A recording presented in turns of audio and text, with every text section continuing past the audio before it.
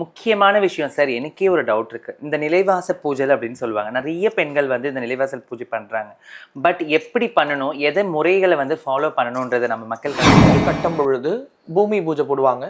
அதுக்கப்புறம் வாசக்கால் நிப்பாட்டும் பொழுது அந்த வாசக்காலுக்கு எல்லா விதமான பூஜைகள் பண்ணி அந்த வாசக்கால் வைக்கக்கூடிய இடத்துல வந்து பாத்தீங்கன்னா சங்கு வைப்பாங்க, ஐம்பொன் காயின்கள் போடுவாங்க, தங்க காயின்கள் போடுவாங்க. அது மேல நிலைவாசல் வந்து தேக்கு மரத்துல நிறைய வீடுகள்ல பார்ப்பாங்க. எதனாலன்னா தேக்கி வைக்கும், ஆற்றல்களை தேக்கி வைக்கும் அப்படின்னு சொல்லுவாங்க.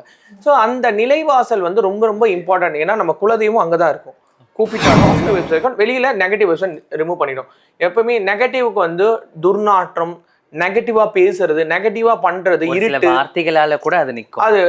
அது வந்து நெகட்டிவ் வெப்ஸ். பாசிட்டிவ் வெப்ஸ் வந்து நல்ல நறுமணம், எப்பவுமே நல்ல ஃபிகரன்ஸ் வந்து ஒரு குட் வைப்ஸை கொடுக்கும். அந்த குட் வைப்ஸ் வந்து அந்த வாசகால இருந்தே ஸ்டார்ட் ஆகணும். நம்ம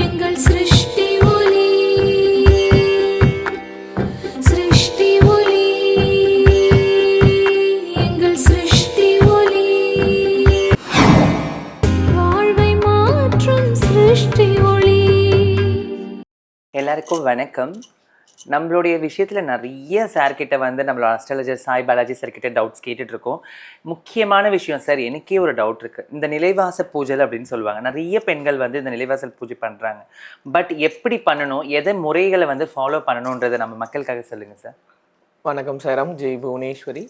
ஸோ நிலைவாசல் பூஜை அதாவது வந்து பார்த்தீங்கன்னா ஒரு வீடு கட்டும் பொழுது பூமி பூஜை போடுவாங்க.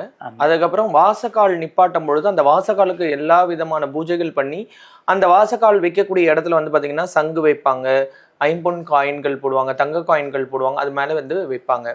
ஸோ நம்ம வீட்டில் வந்து பார்த்தீங்கன்னா இந்த கிருஷ்ண ஜெயந்தி அப்பெல்லாம் பார்த்தீங்கன்னா தெரியும், வெளியிலேருந்து உள்ள கிருஷ்ணன் பாதத்தை வச்சு வா கிருஷ்ணா அப்படின்னு கூப்பிடுவாங்க.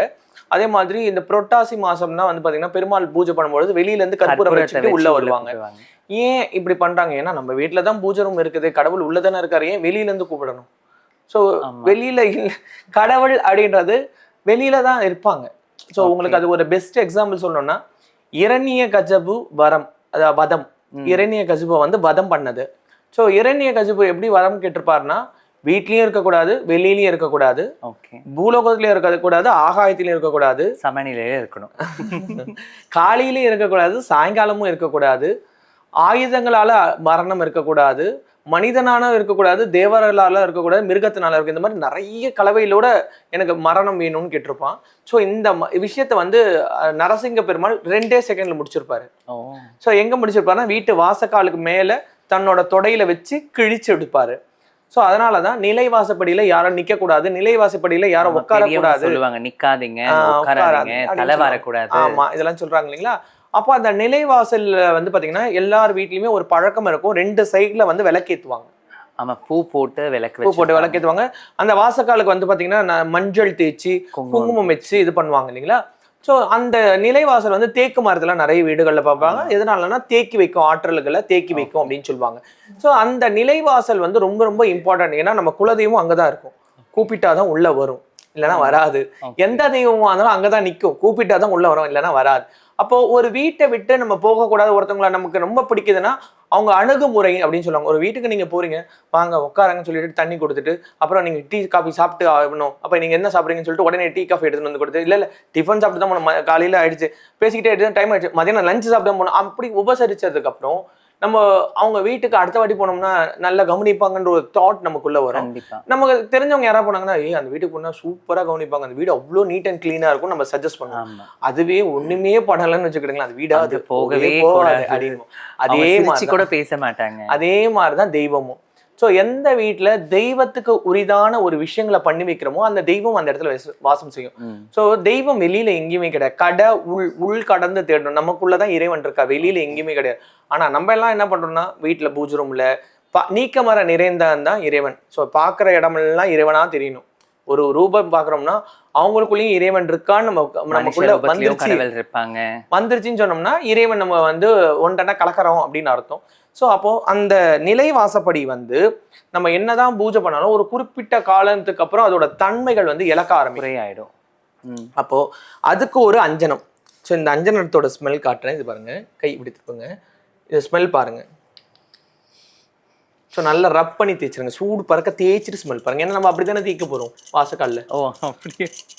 ஸோ இப்போ ஸ்மெல் பாருங்க. நல்லா இருக்கு சார்.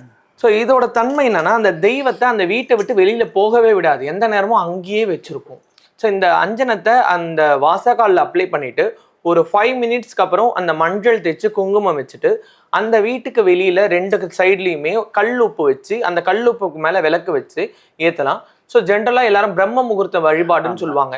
ஸோ பிரம்ம முகூர்த்தம்னா இந்த காலகட்டத்தில் எல்லாராலையும் எழுந்திக்க முடியாது. ஸோ அவுட் ஆஃப் 100 ஒரு 10% எழுந்திப்பாங்க. ஒரு சிலவங்க தான் ஸோ எழுந்து. ஏன்னா ஒரு வைராகியம், நான் எப்படியும் எழுந்திப்பேன், நான் எப்படியும் இது பண்ணுவேன்ட்டு. ஸோ நான் என்ன சொல்லுவேன்னா, சாயங்காலம் 4:30 ஈவினிங் கூட டெய்லி சாயங்காலம் 4:30 இந்த நேரத்துல யார் ஒருத்தர் இந்த அஞ்சனத்தை வாரத்துல 2 டைம்ஸ் பண்ணா போதும், டியூஸ்டே அண்ட் ஃப்ரைடே. ஸோ அந்த இதுல அப்ளை பண்ணி நல்ல பழுக்க மஞ்சள் பூசி, நாள் மட்டும் போதும், பழுக்க மஞ்சள் பூசி குங்குமம் வச்சு, ஆனா டெய்லி விளக்கேற்றுறது மட்டும் அந்த கல்லுப்பு தீபம் வந்து ஏற்றிட்டே வரணும். ஸோ மந்த்லி ஒன்ஸ் வந்து அந்த கல்லுப்பை வந்து ஓடக்கூடிய தண்ணியில இல்ல தண்ணியில கொட்டிடணும். ஓகே, இந்த மாதிரி பண்ணிக்கிட்டு வந்தோம்னா அந்த வீட்டுல லக்ஷ்மி கடாட்சம்ன்றது நிரந்தரமா இருக்கும். வீட்டு வாசக்கால நம்ம தாண்டி உள்ள வரும்போது நம்ம கூட வரக்கூடிய ஒரு நெகட்டிவ் திங்ஸ் ஏதாவது இருந்ததுன்னா அங்கேயே ஃபில்டர் ஆயிடும், அந்த சான்றதுக்கே பயந்து வெளியில போயிடும். ஸோ நிறைய வீட்டுல என்ன பண்ணுவாங்கன்னு கேட்டீங்கன்னா, வெளியில பார்த்த மாதிரி கஜலட்சுமி வைப்பாங்க, கண்ணாடி வைப்பாங்க. இந்த மாதிரி எல்லாம் வைக்க கூடாது. எதனாலனா கண்ணாடியில இப்ப நம்ம பாக்குறோம், நம்மள மாதிரி யாரோ ஒருத்தவங்க இருக்காங்கன்னு சொல்லிட்டு கெட்டதா இருந்ததுன்னா அது ஆல்ரெடி உள்ள இருக்குன்னு சொல்லிட்டு அப்சர்வ் ஆகி உள்ள வந்துடும். நல்லது இருந்தா ஆல்ரெடி நம்ம தான் இருக்கோமே, நம்ம ஏன் வரணும்னு வெளியில போயிடும். அதனால கண்ணாடின்றது உள்ள இருக்கக்கூடாது. இப்ப நீங்க இதுக்கு ஒரு எக்ஸாம்பிள் சொல்லணும்னா, கோவில்கள் எல்லாம் போனீங்கன்னா சுவாமி இருக்கும், சுவாமிக்கு ஸ்ட்ரெயிட்டா வந்து கண்ணாடி இருக்கும் ஆப்போசிட்ல. பாத்திருக்கீங்களா? நம்ம எல்லாம் சாமி கும்பிடும்போது இப்படி பார்ப்போம், தெரியல அப்படின்னும் பொழுது கண்ணாடியை பார்த்து இப்படி கும்பிடுவோம், அங்க இருந்து சுவாமி தெரியும் கண்ணாடியில. எதனாலனா அந்த சுவாமி பார்க்கும்போது தான் இங்கதான் இருக்கும்னு அங்கேயே தான் இருக்கும். எங்கேயும் நகர மாட்டாங்க, அங்கேயே தான் இருக்கும். ஸோ கண்ணாடி வந்து நம்மளை ரிஃப்ளெக்ட் பண்ணக்கூடிய ஒரு ஆப்ஜெக்ட். ஸோ இந்த நறுமணம் வந்து அந்த இறைவனை முழுமையா நம்ம வீட்டு வாசக்காலுக்குள்ளே உள் பகுதியில தான் வைக்க முடியாது, வெளிப்பகுதியில் வைக்காது. உள்ளேயே பாசிட்டிவ் வைப்ஸ் இருக்கும், வெளியில நெகட்டிவ் வைப்ஸ் ரிமூவ் பண்ணிடும்.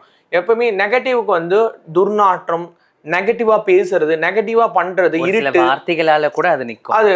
அது வந்து நெகட்டிவ் வைப்ஸ். பாசிட்டிவ் வைப்ஸ் வந்து நல்ல நறுமணம், எப்பவுமே நல்ல ஃபிகரன்ஸ் வந்து ஒரு குட் வைப்ஸை கொடுக்கும். அந்த குட் வைப்ஸ் வந்து அந்த வாசகால இருந்தே ஸ்டார்ட் ஆகணும். நம்ம வந்து வாசல் தெளிப்பு பொடியில இருந்து ஸ்டார்ட் பண்றோம். நம்ம கிட்ட வாசல் தெளிப்பு பொடின்னு இருக்கு. சோ யானை சாணம், குதிரை சாணம் இதுல இருந்து ஸ்டார்ட் ஆகும். சோ இதோட பிரைஸ்ன்னு பாத்தீங்கன்னா 500 rupees தான் வரும். ஜஸ்ட் 500 rupeesல நம்ம வீட்டு வாசகால, ஏன்னா லட்சக்கணக்கில் கொடுத்து ஒரு வாசகால பண்றோம், அதை வந்து இறைத்தன்மையில மாற்றத்துக்கு இந்த வாசகால அஞ்சனம் பயனுள்ளதா இருக்கும். சூப்பரா இருக்கு சீரியஸாவே. ஹலோ மக்களே, இந்த வாசக்கால் அஞ்சனம் உங்களுக்கு தேவைப்படுது அப்படின்னு நினச்சிங்கன்னா ஸ்க்ரீனில் உங்களுக்கு நம்பர் கொடுக்குறேன், நீங்கள் ஆர்டர் பண்ணி அவங்ககிட்ட ப்ளேஸ் பண்ணிக்கோங்க. இதை பாருங்கள், சார் சொன்ன மாதிரி எல்லாரோட வீட்லேயுமே நெகட்டிவிட்டிஸ் பாசிட்டிவிட்டி எல்லாமே இருக்கும். பட் இந்த வாசைக்காலில் நிலைவாசல் பற்றி நிறைய சார் சொல்லியிருந்தாங்க. இதை கண்டிப்பாக வாங்கி நீங்களும் பயன்பெறுங்க, மிஸ் பண்ணாமல் வாங்கிடுங்க. தேங்க்யூ.